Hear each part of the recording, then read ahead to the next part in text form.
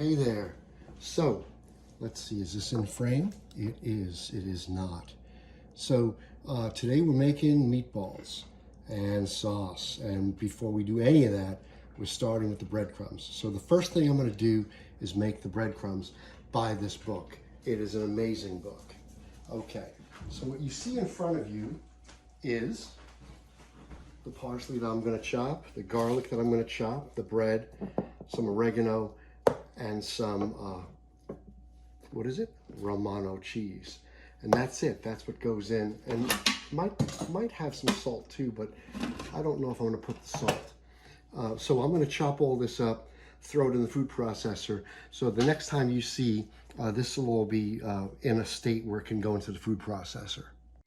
All right, so you see I've got my parsley chopped, got my garlic chopped, and I'm just gonna tear up little bits of bread. Actually, I'm not gonna, tear up little bits of bread into the food processor. And I'm gonna get that pulsed a little bit. And then I'm gonna add the other ingredients. So I'm just gonna pop it in. And you see that turns into crumbs pretty fast. Okay, and now we're going to add in, I'm going to double check how much oregano. I think it's a teaspoon, but I'm going to throw in all of this garlic because I know it's 2 tablespoons.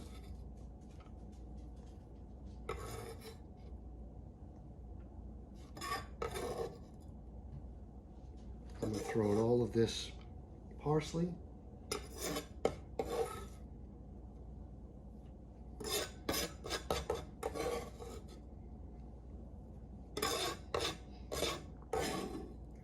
And these breadcrumbs are pretty incredible. You know, I'm sure it's a teaspoon. So I'm just going to take a half and a half because my 1 tea doesn't fit in that jar. And then Pecorino Romano, half a cup. We use these breadcrumbs in a lot of dishes in that book. And I'm making the full batch because I'm looking forward to making some stuffed clams afterwards.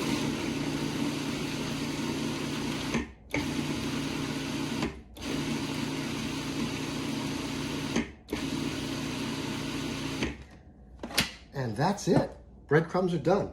Now this is, like I said, I made the full batch because I'm going to use a cup of these for the meatballs, but then I'm going to have extra left over so I can make my baked clams, and those are outstanding. All right, so I'm going to just pack these breadcrumbs up right now into a container because I'm not going to use them just yet. Okay, so you see I've got, a couple of cups. I'm going to use 1 cup of this in the meatballs, and then the rest is going to be for those nice baked clams, which we'll have over the weekend. Hey there. Well, it's time to make the meatballs. So rather than chop everything up, because you've seen me chop stuff before, this is a cup of the Carmine's breadcrumbs, a cup of Romano cheese. Now I'm using 1/4 of the salt that they use, because I'm using double the meat. This is just 1.5 teaspoons of salt. For half the meat, they use 1 tablespoon of salt. So if you factor it all out, this is only 1/4 of the salt that you would use. Plus I put my pepper in there as well. 2 tablespoons of basil, fresh basil, chopped. 3 tablespoons chopped parsley. 2 teaspoons of fresh chopped garlic. 4 eggs. And you notice I'm using a big pot. And the reason why I'm using a big pot, ooh, there's a piece of shell in there, is because I don't have a bowl big enough. I just don't have a bowl big enough to do this kind of mixing without making a big mess. So I'm just going to whisk up those eggs, make a lot of noise. That's going to really hurt your ears. And then I'm going to throw in the salt and pepper, garlic. Come on, come on. Garlic, basil, and parsley. And I'm going to get that all mixed together, and then I'm going to blend that with the meat. So you see that nice green, let's see, can we get a good shot of that? That nice green mixture in there. I'm going to blend that up, and then we're going to do it in stages.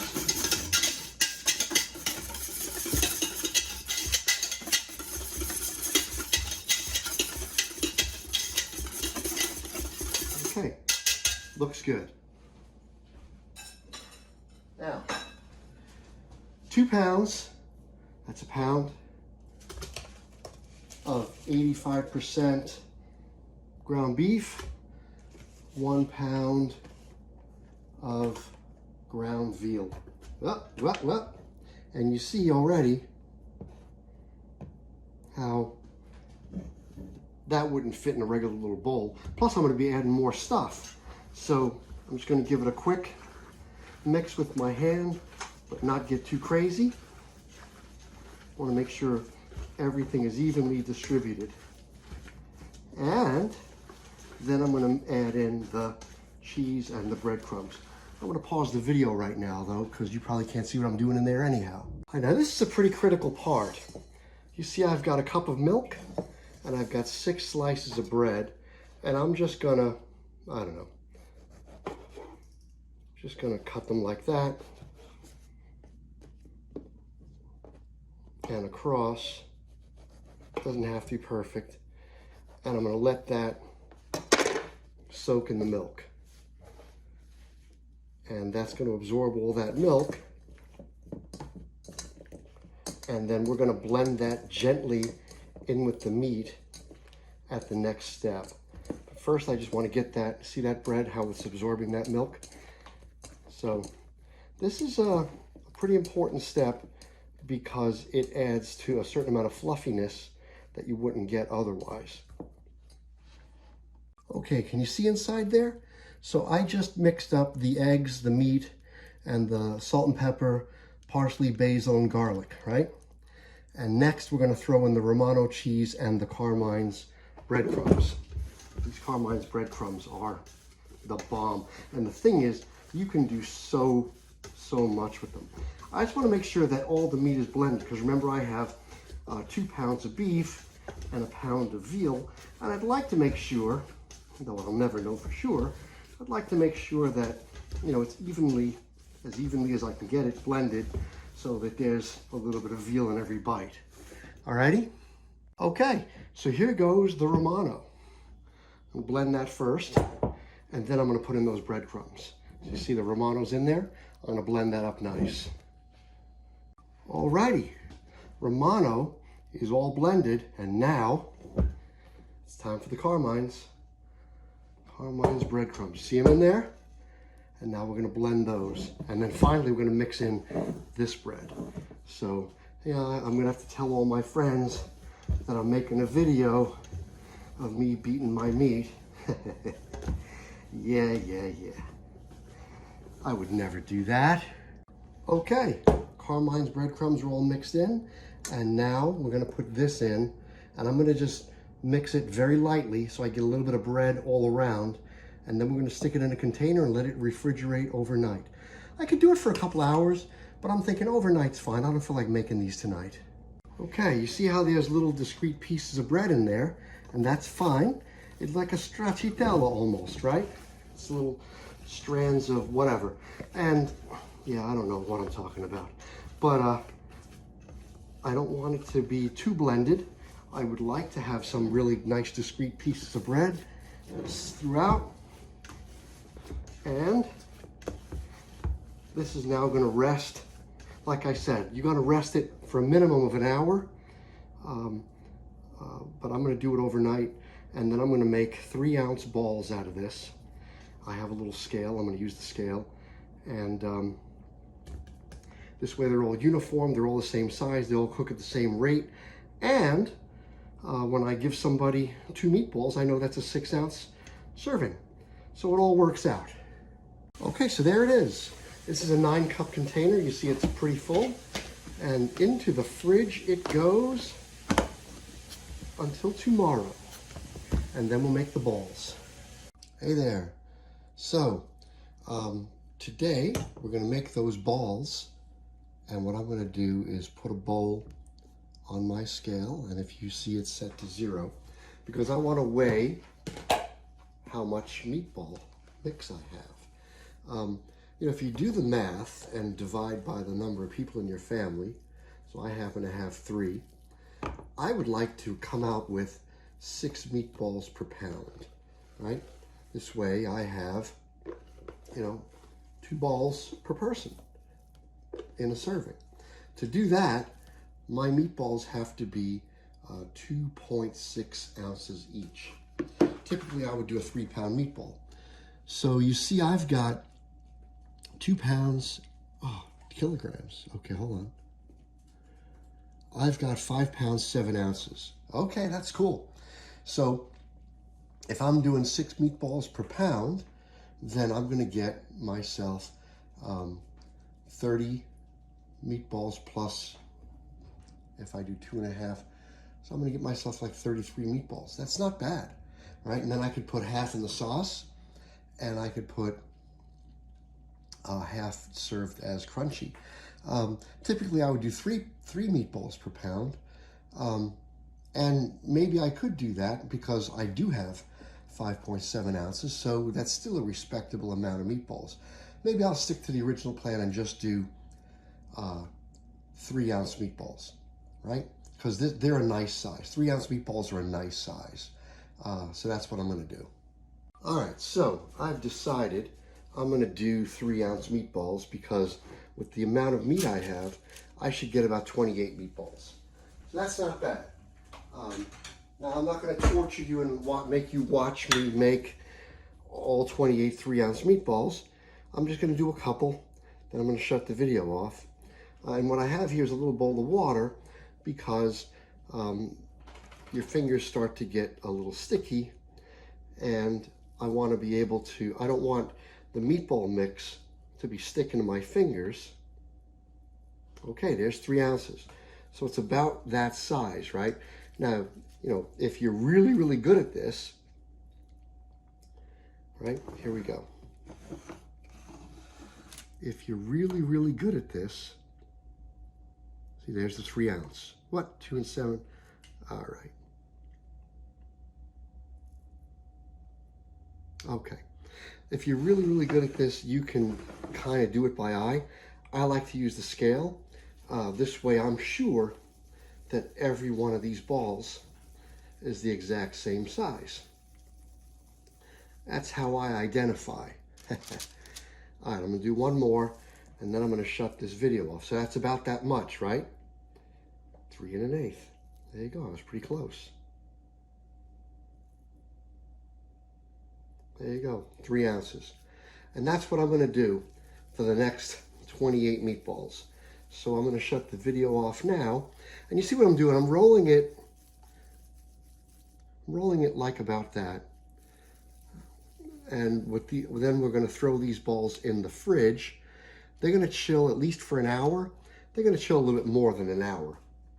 I'm gonna cover them with plastic, put them in the fridge, let them chill, and then a little while later, you know, after a couple hours, we're gonna saute them in olive oil. And then we'll start making the sauce, and half will go in the sauce and the other half will serve as, you know, crispy. Okay, you can see that I'm, I don't know, a little bit more than halfway through, and you know, 28 meatballs is gonna fit perfectly on this one sheet. Then I'm gonna cover it with plastic wrap, throw it in the fridge, let it sit for a couple of hours before I saute them. What else did I wanna say about this? I don't know, we'll get into it later. Alrighty, so it turns out I got 29, and this little guy is less than an ounce. So 29 meatballs. And all I did was do the, I'm gonna say not the math, I did some arithmetic up front. And that's what made me make this decision. You know, if I truly wanted only 6 meatballs per pound, I would have stuck with making the meatballs 2.6 ounces. But I figured a 3-ounce meatball is a nice meatball. So there you go. Into the fridge they go. And before I put them into the fridge, there is one thing I do want to discuss with you, and it is the old gravy and sauce debut of northern New Jersey. Because I don't know, but I don't think it happens any place in northern New Jersey. But I grew up with a lot of kids that were of Italian descent. They were born here in the U.S., but they still had Italian accents. Made no sense to me. And they would argue that the tomato sauce that you make is called gravy. They call it Sunday gravy. Now, gravy is a concoction composed of meat juices and stocks, right? It's essentially a sauce made from meat juices and stocks, whereas this is primarily crushed tomatoes. Now, you could argue here might be the loophole, the Italian loophole, because there's always a freaking loophole. The loophole is that, well, I'm going to put, some of these meatballs in that sauce while it cooks, and that meat juice is going to seep into the sauce, thereby making it gravy. All right, maybe I'll give that to you, but I don't think you gave it that much thought. You just heard Grandma call it gravy because she didn't know how to speak the language. That's what really happened. And there they are in the fridge. What the hell am I doing? All right, so I'm not gonna do the sauce just yet, but this is what's going in it, right? It's gonna be peeled tomatoes. Now the recipe that, I'm gonna double the recipe because I doubled the meat. So the recipe calls for 3 28-ounce cans of peeled tomatoes. This is a 90-ounce can, so that's roughly a little bit more than 3 28-ounce cans. So I'll use 2 of these big cans, right? This is a cup of garlic that's not been peeled or crushed. I need a half a cup of peeled crushed garlic. So I'm guessing this will be enough garlic, right? Because I'm doubling the recipe. The recipe calls for a 1/4 cup of crushed peeled garlic. I'm going to use a half cup. I've got some basil. I've got some parsley. That's way more parsley than I need. I only need 4 teaspoons, so I'm only going to chop up what I need. But this is what I want to show you, right? It's $1.29 for a bunch of parsley, okay? That was 2 bunches. I used a bunch. So that's, what, $2.50 just in parsley. This is the real shocker. 99 cents per clove of garlic, right? This clove of garlic costs 99 cents. Watch this. All right, that is 58 grams or 2 1/8 ounces. 2 1/8 ounces. That means this garlic is $7.50 a pound. $7.50 a pound. I could buy pork for $1.50 a pound. So, people talk about, the price of this has gone up, the price of that has gone up. What I love when I go to Stop and Shop, I love to use the little scan it. So now I take a scan it when I go into the store, and then as I'm picking stuff up, I scan them, I see what the price is. I am astounded by the price of things. I mean, ground beef, really not that bad. Pork chops, really not that bad. But some of these things, I mean, I bet you I spent $3 or $4 on this little bit of basil, right? I spent $2.50 on parsley. I spent $4 on garlic. I mean, my God. I think these cans of tomatoes were actually pretty reasonable. I don't remember what I paid. But the point is, what's my point? So my point is that, the price of a lot of things have gone up tremendously. And that's why when you go to a restaurant, you see that all of that's gone up because the cost of the ingredients has gone up. And that's why I'll buy my meats at Costco. And even that, I used to get a lot less expensive, but it's still a lot less expensive at Costco than it is at the other stores. Okay, that's enough of my rant. I'm going to prepare all this stuff, but I'm not going to make the sauce yet. I'm just going to get it all chopped up so I'm ready to rock and roll. Okay, so the recipe doesn't call for it. Well, it kind of does, but it doesn't.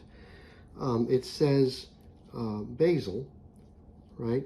But what I'm going to do with my basil is take a few leaves like this, roll them up nice and tight, and do what they call a chiffonade, where I'm just going to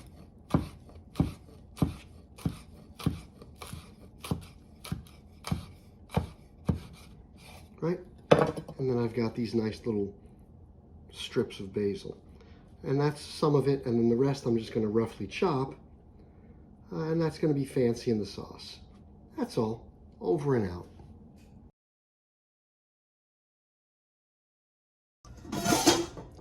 Alrighty. It is meatball frying time. But before we fry the meatballs, I want to get the sauce started, right? So you see I'm being kind of liberal with my olive oil. We're going to throw in that half a cup of garlic. I'll make sure I get it all in there. And we're going to let that saute a little bit. Let's get it all broken up.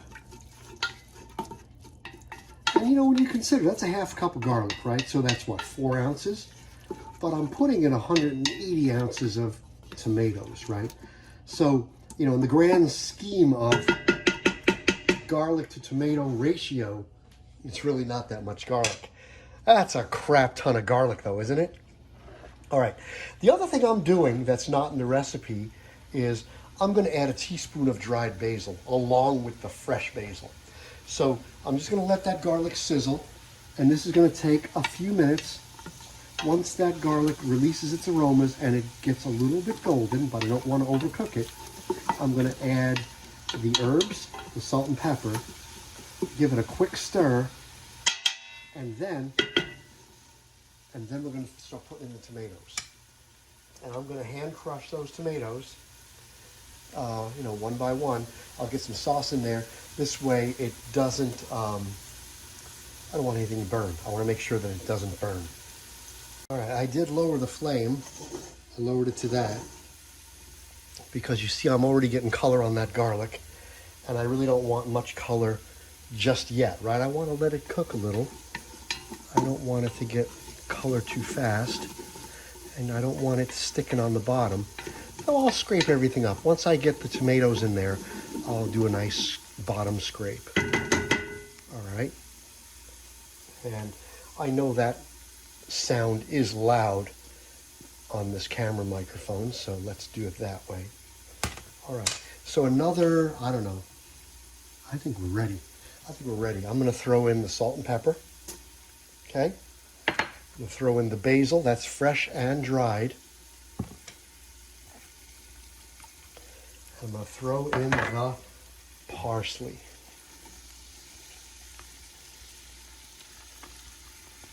Okay. And that's a quick stir, right? All those aromas are going to blend. Right? That looks nice, doesn't it? And now we start putting in tomatoes so that this doesn't burn. Ready? This is tricky. Okay. This is tricky because the camera is in my way. But okay, ready? 1 tomato. See it? And I'm just going to give it a quick crush just like that. I like to leave a lot of chunks. Okay? Just going to give it a crush just like that. Right? And I like to leave it very chunky. That's going to cook down, and it's not going to be as chunky as it cooks. And this is not going to be one of those sauces that you cook for 8 hours. This is going to be like a 3, maximum 4-hour sauce. Maybe less. Okay? So now you see it's not sizzling too much. I don't have any danger of this burning. Okay, and I'm going to just keep crushing those tomatoes. I'm crushing tomatoes. Oh, man. And those, oh my God, it smells so good already. It's actually quite incredible. That's it. With those nice big chunks of tomato. And this sauce actually is very nice. Like if you want to make pizza later in the week, This is a great sauce for that too. It really is. All right, I'm gonna shut the camera off so I can actually get to work on this. All right, so there it is. All of the tomatoes from both cans are in the pot and all crushed, you know, reasonably, because like I said, I like to have nice big chunks in there, and they're gonna cook down. And as we always do, I'm gonna start up that back burner. I'm gonna put the lid on, and away we go to the back burner. There it is, okay? And we'll get that flame low, and we're just gonna let it simmer. Now, while that's happening, we're gonna saute those meatballs. And I guess we're gonna go this way. I should be able to get 7 meatballs per pan, right? I should be able to get 7 meatballs per pan. So I should be able to do 14 meatballs in a clip. All right, so let's get started. All right, so let's see. All right, you see I've got a generous amount of olive oil in that pan, and I've got a generous amount of olive oil in that pan. And let that warm up, and I'm going to just, you know, reshape the balls so they're nice and round, because they just came out of the fridge, right? So that's going to let them hold their shape. The fact that I chilled them, is going to give them a new, just, you know, round them out a bit, and let that oil get a little bit hot, but not super hot. And you see the economy of space here, right? I have the big pot on the back burner, so it's not a huge stove, so I really can't put you get the idea. I just have to figure out how to position things. Okay, so here we go. 1 in the middle. 2. 3, 4,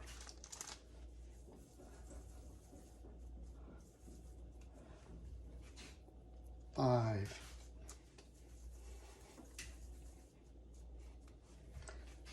6,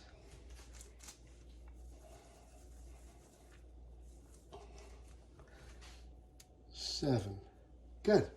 Now I'll do 7 in the other pan. And that's awesome because I've got, you know, 29 meatballs, right? So that means I can saute these in essentially 2 batches. 2. And I'm just, you know, rounding them out a little bit before I put them in the pan. 3.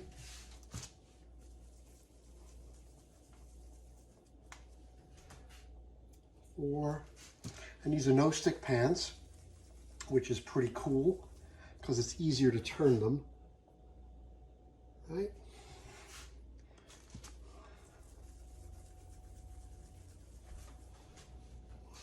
2, 3, 4, 5. 1, 2, 3, 4, 5, 6. 1, 2, 3, 4, 5.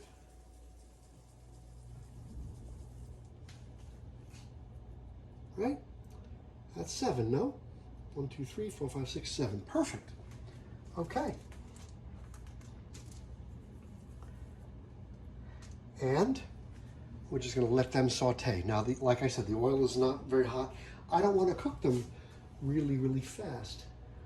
I want to get that flame a little lower because I just want to simmer them and get them cooked all the way through. And oh, by the way, I happen to have sweet Italian sausage. I've got 6 of them, but that's all I'm going to use. I'm going to throw these in the oven, and then, you know, when they're cooked all the way through, I'll then add them to the sauce. Okay, so it's turning time. And I'm gonna try to do them.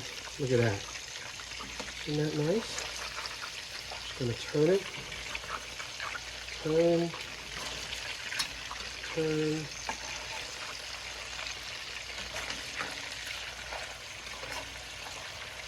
Okay.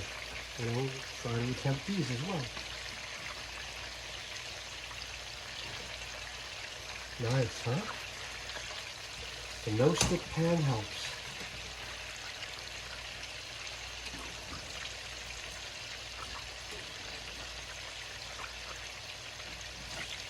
Okay. Now, since these are probably going to go in the sauce, I don't have to cook them all the way through. Well, maybe I will. Nah, I don't know. Maybe I'll do the second batch all the way through. In this batch, once I get them, mostly cooked, I'll just throw them in the sauce and let them cook the rest of the way in the sauce. And then the next batch, I'm going to cook them like crispy so that we can eat them without the sauce. Alrighty, so I think these are done enough to put them in the sauce. So I'm just going to take them out, put them on a dish, introduce a new batch,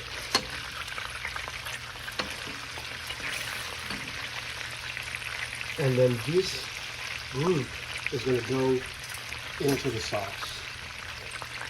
Now notice all this interesting crumbs in the bottom there. We might do something with that later. All right, so here we go. 1, 2, 3, 4, 5, 6,